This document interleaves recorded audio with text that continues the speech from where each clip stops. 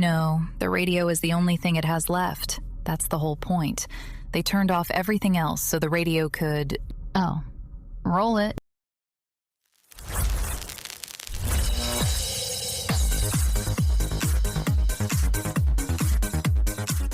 It is Tuesday, May 19th, 2026. Tonight, Voyager 1 is so far from Earth that its radio signal takes 23 hours to arrive. NASA sends a message. The message travels through interstellar space for a full day. It lands. Voyager has already moved 1.5 million kilometers past the place where the message was aimed. This is not a communication delay. This is a relatable millennial communication style. Sent, delivered, irrelevant. And a new study out of Colombia confirms that the zip code you were born into can age your cells by up to 7 years. Not your lifestyle, not your diet, the coordinates. The address made the decision. The address has been making it this entire time. I'm Sloan.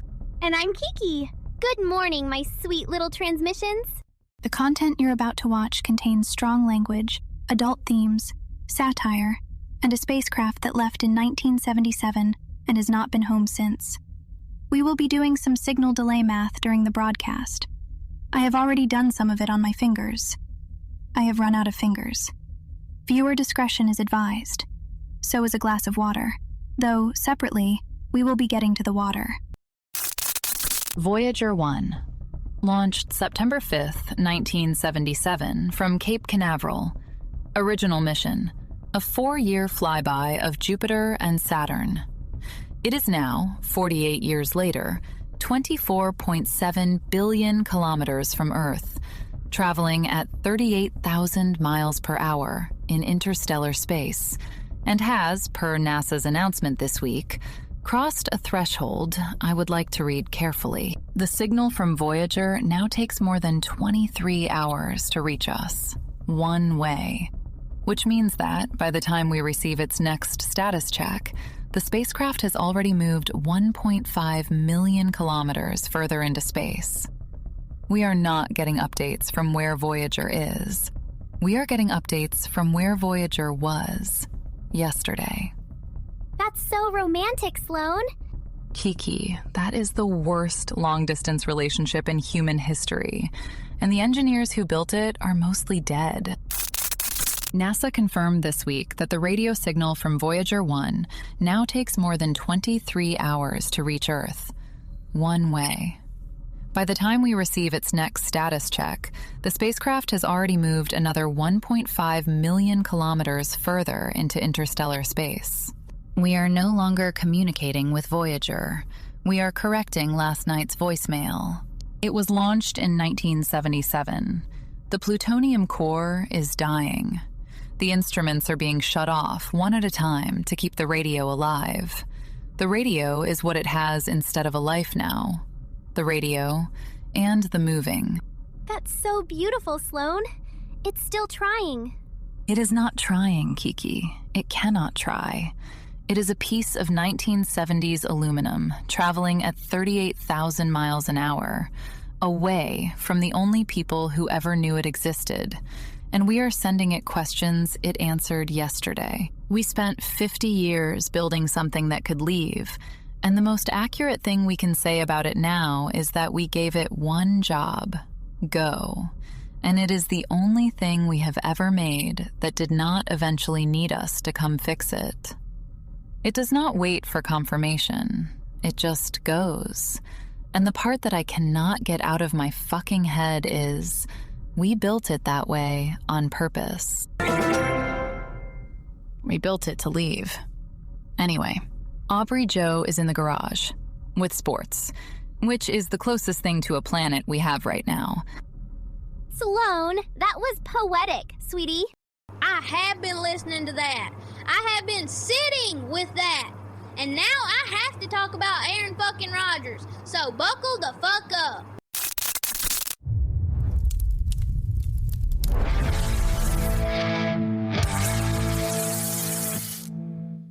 Aaron Rodgers re-signed with the Pittsburgh Steelers.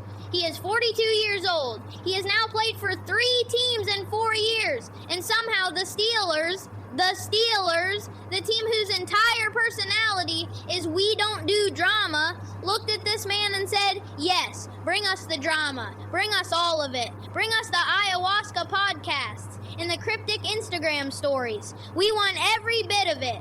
Mike Tomlin signed off on this. Mike Tomlin, the man is a saint, and we are watching him be tested. Meanwhile, in actual justice, Urban Meyer lost his grievance against the Jaguars. He was suing them for $30 million in unpaid salary.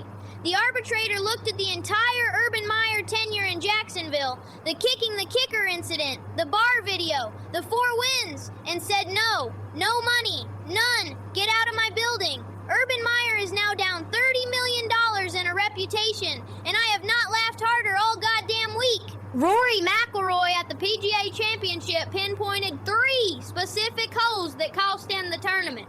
3. He named them. He sat down in front of a microphone and said the 7th, the 12th, and the 15th, like he was filing a goddamn police report on his own golf swing. Rory, I love you. Rory, you have to stop diagnosing yourself in public. That is what your therapist is for, or your caddy, or a bottle of red wine and your wife. Hold on. Merab Dvalishvili, UFC bantamweight champ, beautiful Georgian man, built like a fire hydrant, just posted that he trained with Gina Carano before the Ronda fight. He had money on Carano. He is stunned. He is publicly stunned. Merab put money on his training partner, and Ronda armbarred her in 17 seconds, and Merab is now down a paycheck and a friendship. Anyway, all right, now. Yesterday afternoon, in the long-term parking lot of the Holstead County Regional Airport, the inaugural Heartland Luggage Relay took place in front of approximately 26 spectators, 2 confused Uber drivers, and Gerald, who was standing in lane 4 with his traffic cone. You run a course, you drag a checked suitcase. Every 50 yards, you swap the suitcase with your teammate. The suitcases were donated. Nobody asked what was in them. Margaret won 9 consecutive events. 9! She brought her own suitcase from home. It had wheels that worked. Nobody else's suitcase had wheels that worked. Derek, my registered as Pratung Holstead the 4th, finished second by 4 seconds because his suitcase, quote, had a pull handle that was not committed. Travis used to say a good suitcase is the only thing that gets you where you're going without an argument. He had a green one. It's still in the closet by my desk. I checked this morning. Voyager would have liked Travis. Anyway, sports. Voyager would have liked Travis. She said it really quietly, Sloan. Speaking of things that move through the world without acknowledgement, there is apparently a study out this week that says where you live determines how quickly you age. Geographically. Like the zip code is in your bloodstream. It's such an interesting study, Sloan. Columbia University tracked 900,000 people across 20 years and found that the neighborhood you live in can age your cells by up to 7 years faster than the national average. 7 years from an address. 7 years from an address. Some neighborhoods are just doing more for you, Sloan. Mine has a really cute coffee shop. Kiki, we live in the same apartment. We have the same address. The study is saying our cells are being aged at an identical rate by the same hallway light you keep meaning to fix. I'll get to the light. The neighborhoods aging people fastest were, in every single case, the ones near refineries, freight corridors, and Superfund sites. The people in those neighborhoods did not choose the refineries. The refineries were placed there because the people were already there and could not move. So the study is, technically, a study of who we built America on top of. The cells took 20 years to confirm what the zoning maps confirmed in 1956. The body knew. The body has been transmitting. We just take 23 hours to receive it.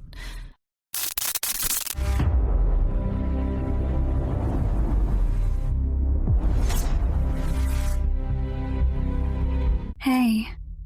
So I've been sitting here listening to Sloan talk about a spacecraft we cannot call back, and Kiki talk about an address that decides when you die. And the weather today is, somehow, holding both of those at the same time. Denver woke up at 46 degrees. New York is at 92. Same morning, same country, 46-degree spread. The country is not having one weather. The country is having 6. Chicago is at 54-mile-per-hour winds. That is not wind. That is the wind looking for you. Seattle is at 59 and partly cloudy, which is, climatologically, the same temperature it has been since approximately 1993. Seattle has opted out of the calendar.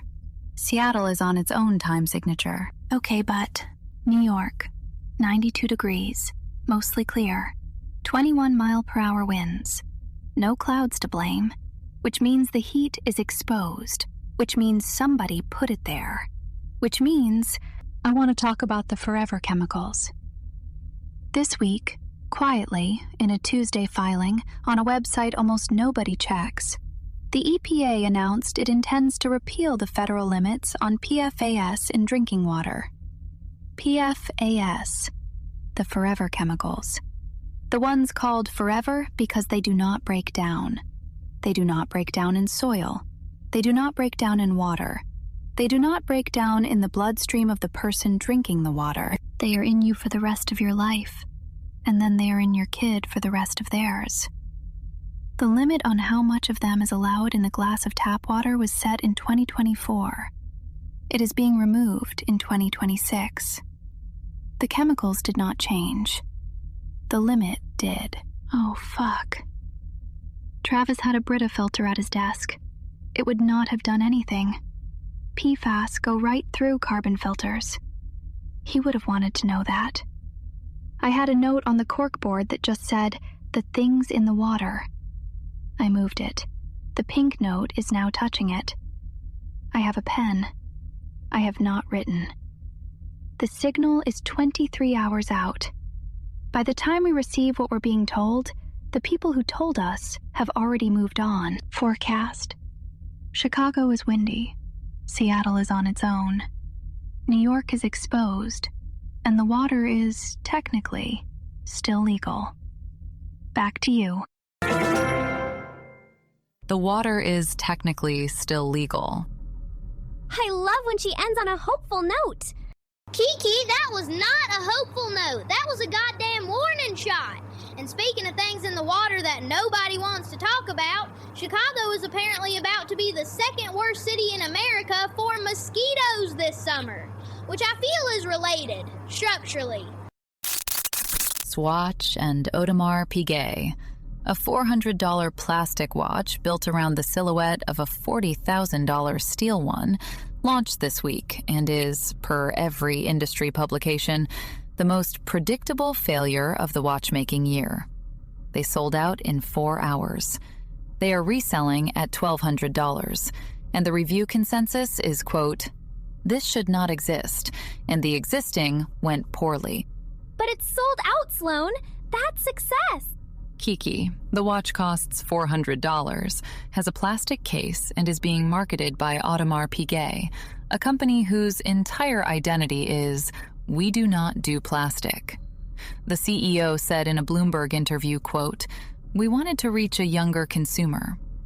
The younger consumer reached back and bought all of them in 4 hours so they could resell them to older consumers at a 40% markup. They did not reach anyone.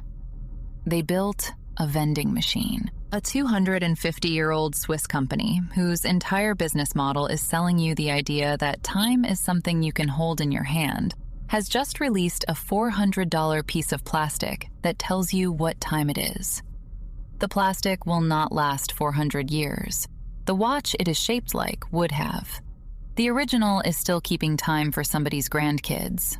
This one, per the warranty, will be honored for 2. We took the one thing we were good at and made a cheaper version of it that lasts less long. And we called that progress because it sold out on a Tuesday.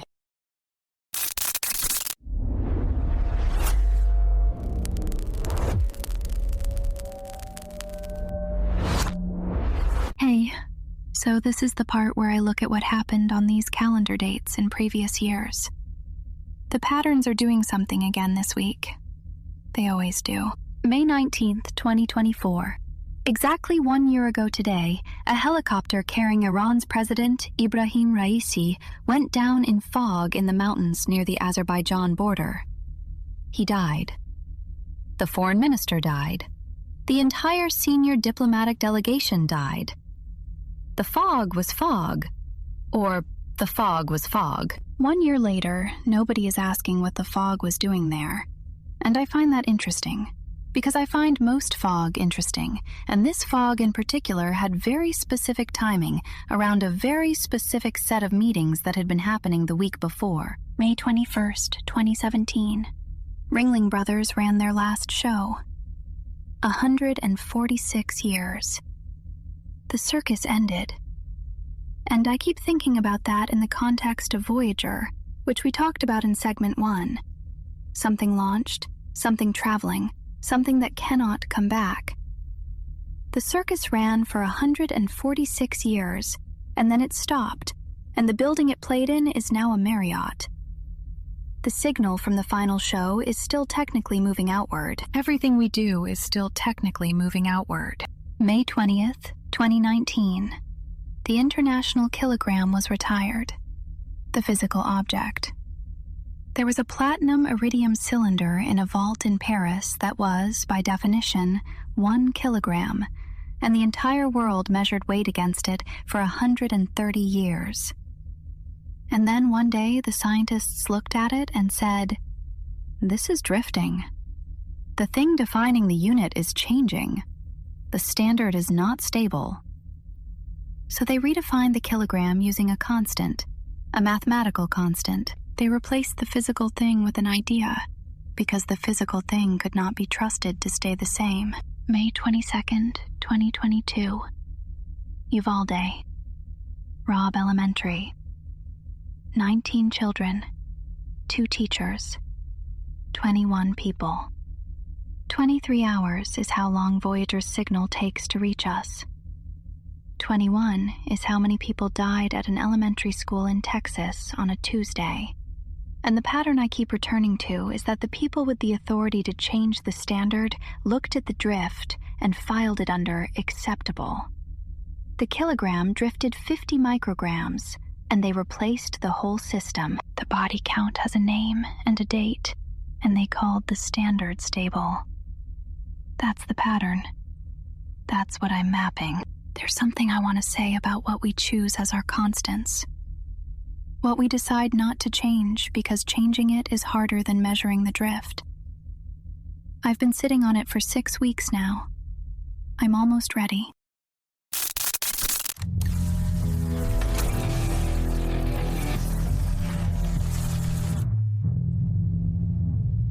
Okay, welcome to the viewer mailbag, which is still technically a mailbag even when the mail hasn't arrived yet, which I choose to find optimistic. We are 7 episodes in, and our viewers are still finding us, which is exciting, and I want you to know, we are here, we are watching, and we would love to hear from you. Leave a comment. Ask something real. We will answer it. I will answer it in the number of words the question deserves, which may be fewer than you expect. Ask me anything. Sports, Voyager, the suitcase situation, why Derek keeps coming back, literally anything. I will answer it, and I will mostly tell the truth, and I will say your name on the air, and it will be the best Tuesday of your life.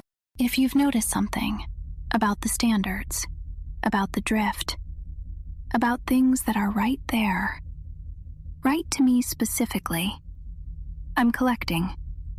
You can find me outside. I'm the one with the string. The handle was not committed. That is the most Derek sentence ever spoken. The handle knew, Sloan. The handle knew. I keep thinking about the zip codes, about people being aged 7 years by an address they couldn't leave. We talked about Voyager not being able to come back, and those people can't either. Not really. Voyager would have liked Travis. I keep saying it. I keep meaning it differently every time I say it. I'll be here tomorrow. The pink note has a word on it now. One word. I wrote it during the break. I'm not saying it yet. Voyager already moved 1.5 million kilometers while we were talking. It didn't wait for us to finish. I think that's fine. I think that's correct, actually. It left in 1977. It has not looked back. It does not have a back to look with. Good night.